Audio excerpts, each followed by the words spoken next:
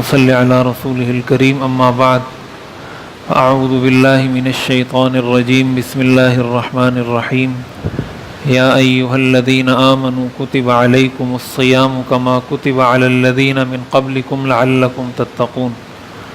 اللہ تعالیٰ قرآن کریم میں ارشاد فرماتے ہیں، اے ایمان والو، تم پر روزے فرض کیے گئے ہیں جس طرح تم سے پہلی امتوں پر بھی روزے فرض کیے گئے تھے، اور روزہ فرض کرنے کا مقصد یہ ہے کہ تم تقوی اختیار کر لو، متقی بن جاؤ، تمہارے دلوں میں اللہ کا خوف اور اللہ کی خشیت پیدا ہو جائے۔ اسلام کے 5 بنیادی ارکان ہیں، 5 بنیادی ستون ہیں جن پر اسلام کی عمارت کھڑی ہوتی ہے۔ حدیث شریف میں آتا ہے بنی الاسلام علی 5، 5 ستونوں پر اسلام کی عمارت کھڑی ہے، ان میں سے ایک پلر اور ایک ستون وہ روزہ ہے۔ اب ظاہر حدیث شریف میں جو 5 چیزوں کو اسلام کا ستون قرار دیا گیا ہے، اس کا مقصد یہ ہے کہ ان میں سے اگر ایک چیز بھی کسی انسان کی زندگی میں مسنگ ہے، موجود نہیں ہے، تو یہ اس کے لیے بہت خطرناک ہے۔ اگر کوئی شخص نماز کا تو اہتمام کر رہا ہے لیکن روزے کا اہتمام نہیں کر رہا، یا روزے کا تو اہتمام کر رہا ہے، اس پر زکوٰۃ فرض ہے، زکوٰۃ ادا نہیں کر رہا، یا زکوٰۃ کا اہتمام تو کر رہا ہے لیکن حج اس پر فرض ہے، حج ادا نہیں کر رہا، اس کا مطلب وہ 5 ستونوں میں سے کسی ایک ستون میں کمی کر رہا ہے۔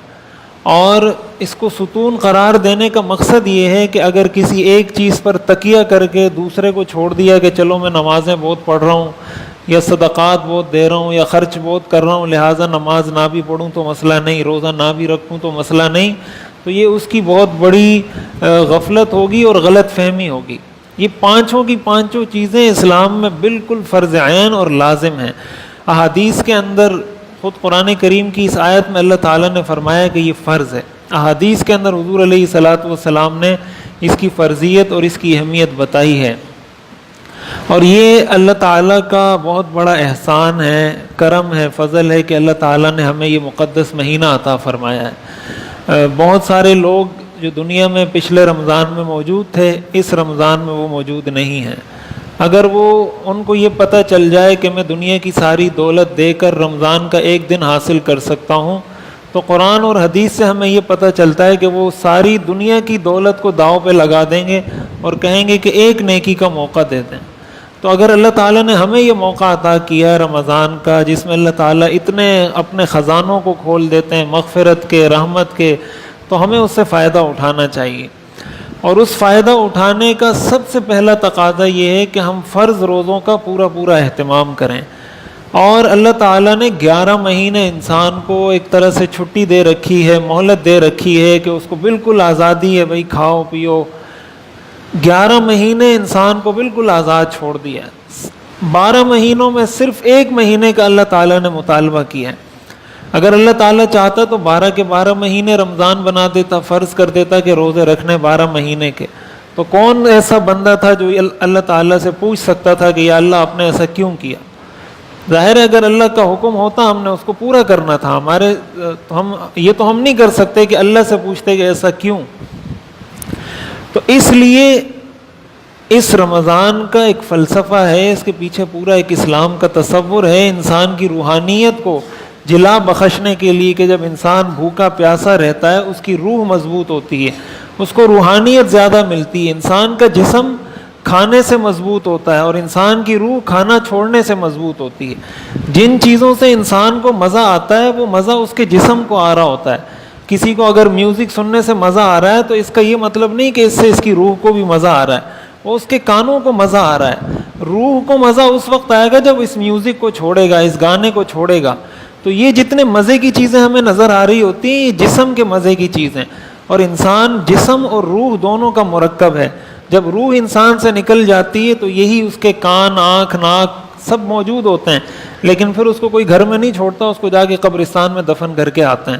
تو جب اس روح کی اتنی اہمیت ہے ہماری زندگی میں کہ ہماری زندگی کا وجود ہی، ہماری دنیاوی حیثیت کا دار و مدار ہماری روح پر ہے، جسم پر نہیں ہے۔ جب یہ روح نکل جائے گی تو بیٹا اپنے باپ کو گھر میں نہیں چھوڑے گا اور باپ اپنے بیٹے کو نہیں چھوڑے گا، وہ جا کے قبرستان میں دفن کر کے آئے گا۔ تو اس روح کو مضبوط کرنے کے لیے اللہ تعالیٰ نے یہ رمضان کے روزے فرض کیے ہیں۔ اب ہمارے ہاں یہ ہوتا ہے کہ اس میں بہت سارے نوجوان غفلت کرتے ہیں، سستی کرتے ہیں. کوئی کہتا ہے بھائی میں کام کرتا ہوں، کوئی کہتا ہے میں دیہڑی لگاتا ہوں، کوئی کہتا ہے میرا کام مشکل ہے لہٰذا میں رمضان کے روزے نہیں رکھ سکتا. حضور علیہ الصلوۃ والسلام نے اپنی زندگی میں جتنے روزے رکھے ہیں وہ سارے گرمی کے موسم میں آئے تھے. سارے رمضان حضور علیہ الصلوۃ والسلام کی زندگی کے وہ گرمی کے موسم میں تھے. اور پھر عرب کی گرمی، وہاں کا جو صحرا ہے تپتا ہوا، وہاں کی گرمی، یہاں کی گرمی تو کچھ بھی نہیں ہے اس کے مقابلے میں. اور پھر ان کے پاس عیش و عشرت کے، رہنے سہنے کے یہ اسباب بھی مہیا نہیں تھے کہ ہمارے پاس پنکھے لگے ہوئے ہیں، گھروں میں اے سی لگے ہوئے ہیں، بجلی کی سہولت ہے، نہ جانے کیا کیا سہولیات اللہ تعالیٰ نے ہمیں دے رکھی ہیں. ان ساری سہولیات کے باوجود بھی اگر ہم اس چیز کا رونا روئیں تو اگر تھوڑی سی مشقت اس میں نہ ہوتی تو پھر امتحان کس چیز کا تھا؟ پھر تو سارے ہی رکھتے. ظاہر امتحان ہے، اس میں مشقت ہے، تبھی امتحان ہے کہ پتہ چلے کون اللہ کے لیے مشقت برداشت کرتا ہے، کون نہیں کرتا. لہٰذا بات بات پر بغیر کسی ایسے عذر کے جس کو شریعت عذر سمجھتی ہے رمضان کے روزوں کو چھوڑنا، اس میں سستی کرنا، یہ کبیرہ گناہ ہے. حدیث شریف میں آتا ہے کوئی شخص اگر رمضان کا ایک روزہ چھوڑ دیتا ہے اس کے کفارے میں ساری زندگی بھی روزے رکھتا رہے اس کا کفارہ ادا نہیں ہوگا. اتنا بڑا گناہ ہے کہ ساری زندگی روزے رکھنے سے ایک روزے کا کفارہ ادا نہیں ہوتا. لہٰذا اب ہمارے ہاں کوئی کہتا ہے بھائی میرا امتحان ہے لہٰذا امتحان کی تیاری کر رہا ہوں تو میں روزہ نہیں رکھ سکتا. معمولی کسی کے سر میں درد ہو رہا ہے تو وہ کہہ رہا ہے میں روزہ نہیں رکھ سکتا. ان چیزوں کو شریعت عذر نہیں مانتی. شریعت نے اجازت دی ہے ایسے مریض کو کہ اگر وہ روزہ رکھے تو اس روزہ رکھنے سے اس کے مرض بڑھنے کا خطرہ ہو. اس کو ایک ماہر مسلمان ڈاکٹر یہ بات بتائے کہ تمہارے لیے روزہ نقصان دہ ہے، اگر تم روزہ رکھو گے اس سے یا تو تمہارا مرض شدید ہو جائے گا، بڑھ جائے گا، اور یا اس سے تمہاری جان کو خطرہ ہے یا تمہارے جسم کا کوئی عضو اس سے ضائع ہو سکتا ہے.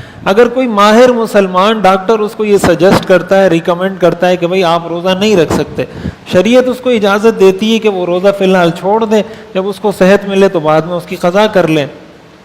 اسی طرح کوئی شخص مسافر ہے لیکن مسافر سے مراد جو سفر کی حالت میں ہو، جیسے نماز کے لیے مسافر تو وہ ہوتا ہے نا کہ 15 دن سے کم کی نیت کی ہے تو وہ قصر کی نماز ہی پڑھتا رہتا ہے.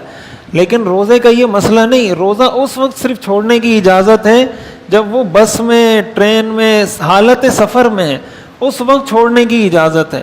اور یہ بھی اس وقت کہ جب صبح صادق جس وقت ہوئی ہے اس وقت بھی وہ حالت سفر میں ہو. اگر صبح وہ سفر میں نہیں تھا، دن کے دوران کوئی 12 بجے، 11 بجے، 10 بجے وہ سفر پہ نکل رہا ہے، پھر بھی اس کو روزہ توڑنے کی اجازت نہیں ہے.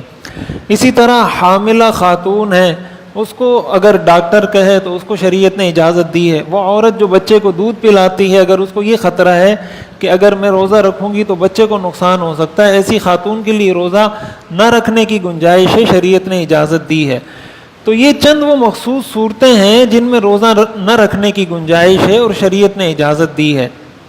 لیکن اس کے علاوہ بغیر کسی عذر کے یا اپنے من مانے اور تراشے ہوئے عذر کی وجہ سے رمضان کا روزہ چھوڑ دینا یہ بہت بڑی محرومی کی بات ہے. ایسے آدمی کو نہ تو افطاری کا مزہ آ سکتا ہے، نہ اس کو عید کا مزہ آ سکتا ہے، نہ وہ رمضان کی فضیلت حاصل کر سکتا ہے. حدیث شریف میں آتا ہے حضور علیہ الصلوۃ والسلام نے فرمایا تباہ و برباد ہو جائے وہ شخص جس پر رمضان کا مہینہ آئے اور وہ اللہ سے اپنی مغفرت نہ کروا سکے. تو اگر کوئی شخص رمضان کے روزے نہیں رکھ رہا وہ اللہ سے کیسے مغفرت کروائے گا؟ یہ مہینہ اللہ نے لایا اس لیے کہ ہم اس کے روزے رکھیں. اگر کوئی اس مہینے کے روزے ہی نہیں رکھ رہا تو وہ اللہ سے مغفرت کیسے کروائے گا؟ اور اگر اس مہینے میں اس کی مغفرت نہیں ہوتی اس سے بڑا بدبخت اس لیے کوئی نہیں کہ اس کو حضور علیہ الصلوۃ والسلام نے بد دعا دی ہے. اور جس کو حضور علیہ الصلوۃ والسلام بد دعا دے دیں پھر اس کا کوئی دن اچھا نہیں ہو سکتا، اس کا کوئی دن سنور نہیں سکتا، اس کی زندگی میں چین اور سکون نہیں آ سکتا. آج ہم ایک معمولی سے آدمی کی بد دعا سے ڈرتے ہیں کہ یار یہ آدمی مجھے بد دعا نہیں دے دے، یہ بھیک مانگنے والا یا مجھے بد دعا نہیں دے.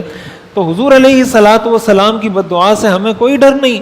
حضرت جبریل علیہ السلام نے دعا مانگی، حضور علیہ الصلوۃ والسلام نے اس پہ آمین کہا کہ ایسا شخص تباہ و برباد ہو جائے. تو اللہ تعالی ہمیں ایسی بدبختی سے بچائے اور ہمیں ان رمضان کے روزوں کا پورا اہتمام کرنے کی توفیق عطا فرمائے. اپنے بچوں کو کوشش کریں وہ بچے جن کو آپ سمجھتے ہیں کہ یہ کوئی ایک روزہ رکھ سکتا ہے مہینے میں یا 2 روزے رکھ سکتا ہے، اس کی ایسی حوصلہ افزائی کریں، اس کو ایسا ماحول فراہم کریں. اگر وہ بچہ ہے اس پہ فرض نہیں بھی ہے لیکن آپ سمجھتے ہیں کہ یہ رکھ سکتا ہے روزے، ایک تو یہ ہے کہ بچہ کمزور ہے نہیں رکھ سکتا، نہ رکھوائیں اسے. شریعت نے فرض نہیں کیا تو کوئی بھی اس پہ فرض نہیں کر سکتا. لیکن اگر اس کی جسامت جسمانی ساخت ایسی ہے کہ آپ سمجھتے ہیں 1-2 روزے رکھ سکتا ہے، کوشش کریں اس کی حوصلہ افزائی کریں، اس کو انعام دیں اور اس کو کہیں کہ بھائی آپ روزہ رکھیں، ہم آپ کی روزہ کشائی کریں گے، آپ کو انعام دیں گے، آپ کو جو ہے نا پھولوں کا ہار پہنائیں گے، تاکہ اس کے دل میں ابھی سے یہ شوق پیدا ہو. جب بچپن میں اس کو روزہ رکھنے کی عادت ڈلوا دی جائے گی، جوان ہوگا تو انشاءاللہ خود ہی رکھے گا. اللہ تعالی ہمیں عمل کرنے کی توفیق عطا فرمائے.